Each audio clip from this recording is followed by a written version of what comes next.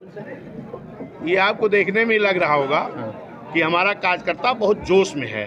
जब से बहन जी ने हमें जिम्मेदारी सौंपा पिछड़े समाज के बेटे को, और इस नगर पंचायत चुनाव में अच्छा रिजल्ट आएगा और आने वाली जो 24 का चुनाव होगा उसमें बहुजन समाज पार्टी की ज्यादा सांसद जीत करके आएंगे। इस देश के प्रधानमंत्री माननीय बहन यादव बी टीम बताते रहे पूरा चुनाव में। नहीं, अखिलेश नहीं बताते रहे, आप भी तो बताते रहे।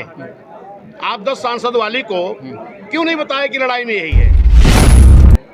हम 26% वोट बेस वाले हैं, हम राष्ट्रीय पार्टी वाले हैं, हम 10 सांसद वाले हैं, लेकिन आप लोग भी जब माइक लगाते थे भाजपा को वोट दोगे कि सपा को, मुझे क्यों नहीं दिखाया गया?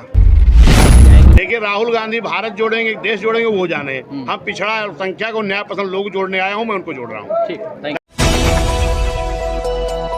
नमस्कार, मैं हूं अवनीश धमदर्शी और आप देख रहे हैं SD India news. Bahujan Samaj party के नवनियुक्त प्रदेश अध्यक्ष विश्वनाथ पाल का प्रदेश अध्यक्ष बनने के बाद पहली बार जनपद आगमन हुआ। इस दौरान जिला मुख्यालय स्थित नेहरू हॉल के सभागार में बसपा के नेताओं और कार्यकर्ताओं ने प्रदेश अध्यक्ष का भव्य स्वागत किया।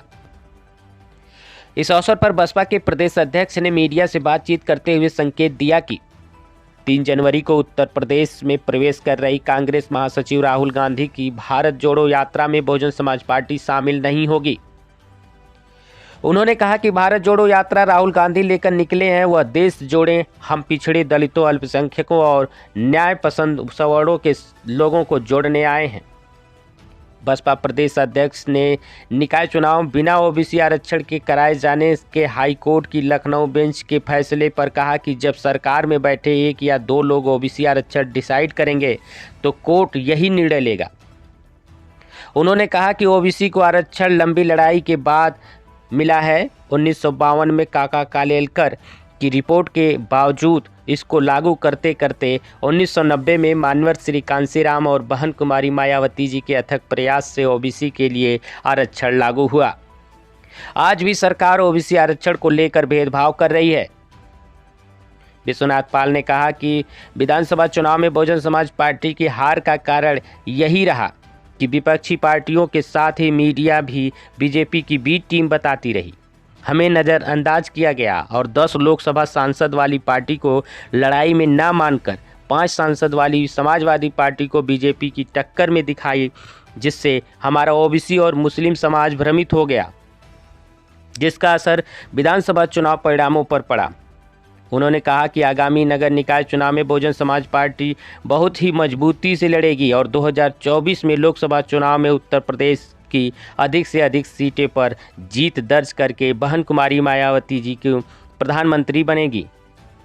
बसपा प्रदेश अध्यक्ष ने कहा कि विधानसभा चुनाव में पिछड़ा और मुस्लिम समाज के साथ साजिश की गई है।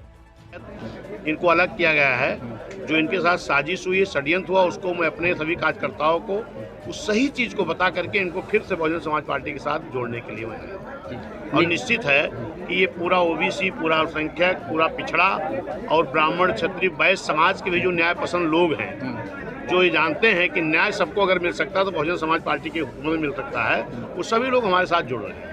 सर, जैसे निकाय चुनाव में अभी बिना OBC आरक्षण के चुनाव कराने के लिए कोर्ट ने कहा है, तो क्या सरकार के कई कमियां रह गई जो सरकार समझा नहीं सकी कोर्ट को? नहीं, जब ये आरक्षण अकेले 1-2 लोग बैठ करके निर्णय ले लेंगे तो वो कोर्ट में लोग गए, कोर्ट ने उस बात को संज्ञान में लिया।